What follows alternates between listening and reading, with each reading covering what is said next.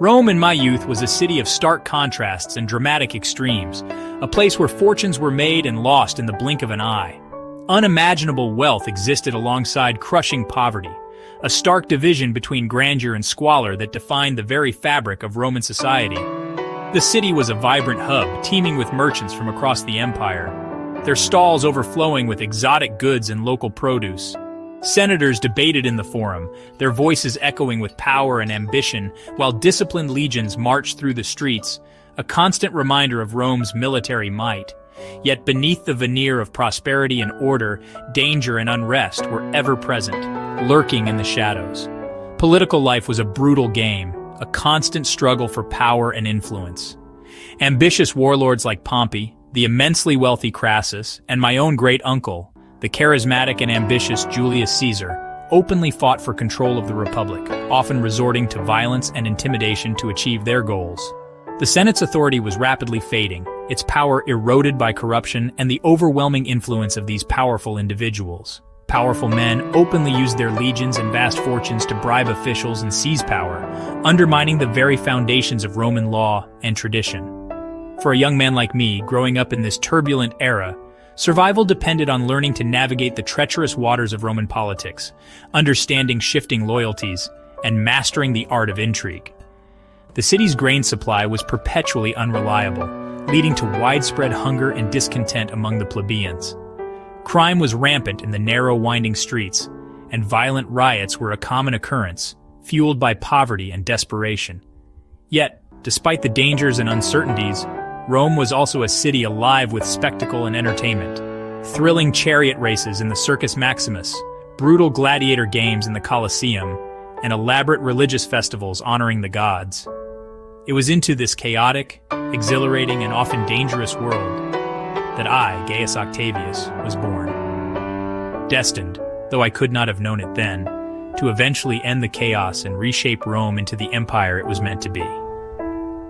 My story begins in a city teetering on the brink of collapse, where every single day was a relentless test of ambition, cunning, and above all, the will to survive. I was born Gaius Octavius, into a respectable but not elite family. My father, a new man, died young, so I was raised by my mother, Atia, Julius Caesar's niece, and my grandmother. This connection to Caesar would define my future. My education was rigorous, Latin, Greek, rhetoric, and history, all to prepare me for public life. Poor health kept me from some physical training, but I was a diligent, serious student. I learned the value of family ties, careful planning, and the power of a famous name. My upbringing gave me a unique perspective, both insider and outsider, on Rome's failing republic.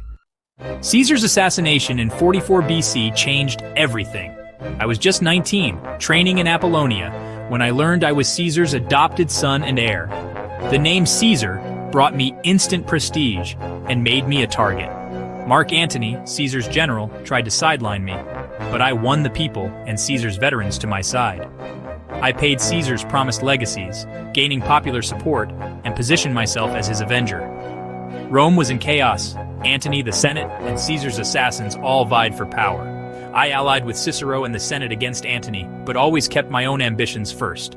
Raising a private army, I forced the Senate to legitimize me. My inheritance became my weapon, launching me into Rome's deadly political arena.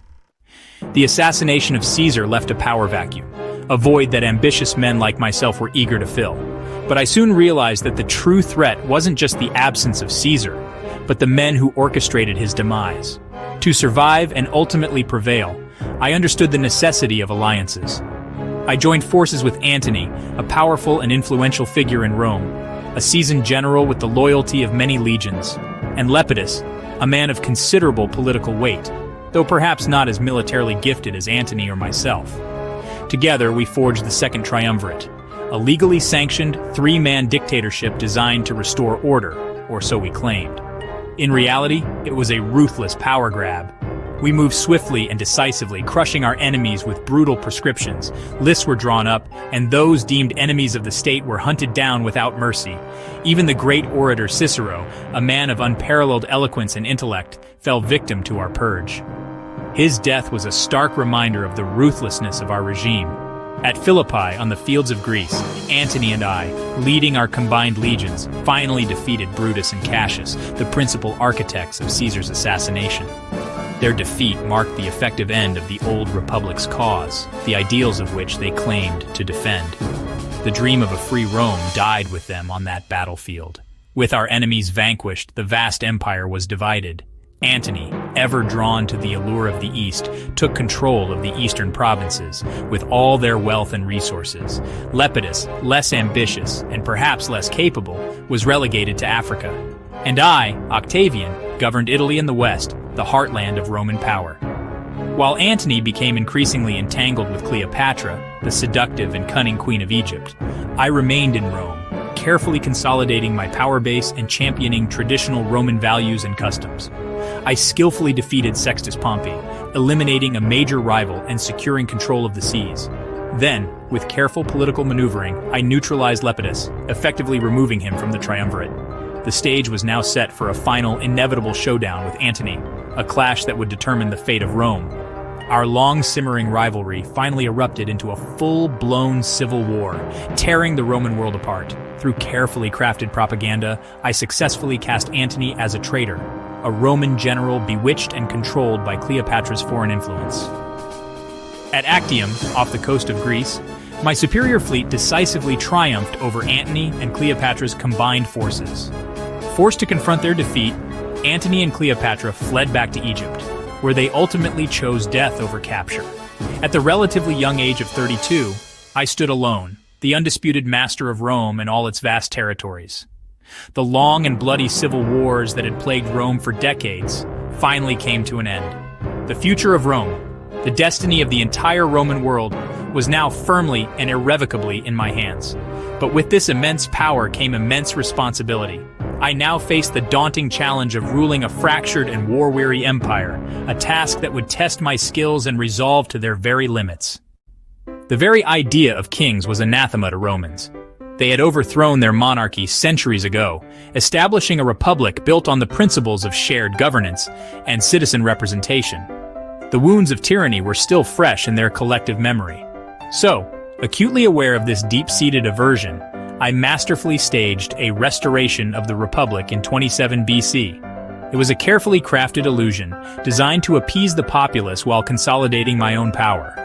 The Senate, ever eager to please and perhaps blinded by ambition, readily named me Augustus, a title laden with religious and auspicious connotations, and Princeps, meaning first citizen, a seemingly innocuous title that masked my true authority. But beneath the veneer of republicanism, I retained the real power. The loyalty of the army, the ultimate arbiter of Roman power, remained firmly with me, as did control over the most strategically vital provinces, the empire's economic and military engines. I deliberately chose to live simply on the Palatine Hill, in a residence that was far from ostentatious. I wore modest, unadorned clothes, eschewing the extravagant displays of wealth that had characterized previous rulers, and I ate frugal meals, demonstrating restraint and a connection to the common people.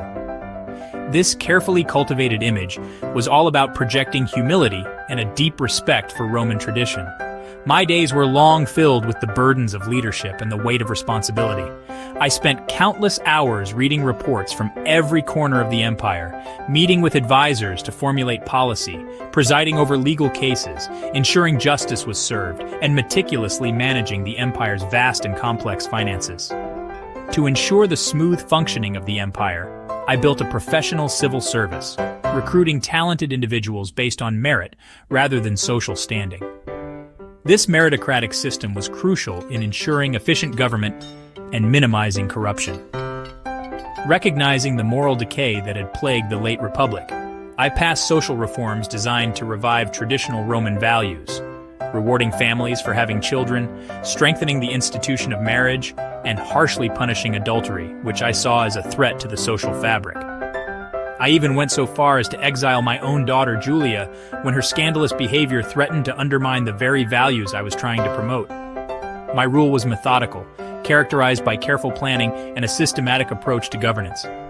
I constantly walked a tightrope, balancing the exercise of absolute power with the carefully constructed image of a humble servant of the Roman people. In essence, I was the empire's chief administrator, its highest judge, and its moral guardian, all rolled into one. This carefully cultivated public image reassured the Roman people that I was not a tyrant, but a benevolent leader acting in their best interests. But behind the scenes, away from the public eye, I held the fate of Rome, and indeed the entire Roman world, firmly in my hands, guiding its destiny with a steady and unwavering grip. I found Rome a city of brick and left it a city of marble. My building program transformed the city, new temples, forums, and public spaces. I created jobs, improved infrastructure, and established Rome's first fire brigade and police force. The grain supply was stabilized, bringing security to daily life. My reign ushered in the Pax Romana, a golden age of peace and prosperity. Trade flourished, roads were safe, and a common currency unified the empire. I patronized poets like Virgil and Horace, sparking a cultural renaissance. Romans traded political power for stability and spectacle, funded by me. The city became safer, cleaner, and more beautiful. I reshaped Rome's society, forging a new bond between ruler and people. When I died in 14 AD, I had ruled for over 40 years. The Principate I created became the model for centuries of Roman rule. My greatest legacy was peace, the Pax Romana, spreading Roman culture and law across the world. I established the emperor as military leader, chief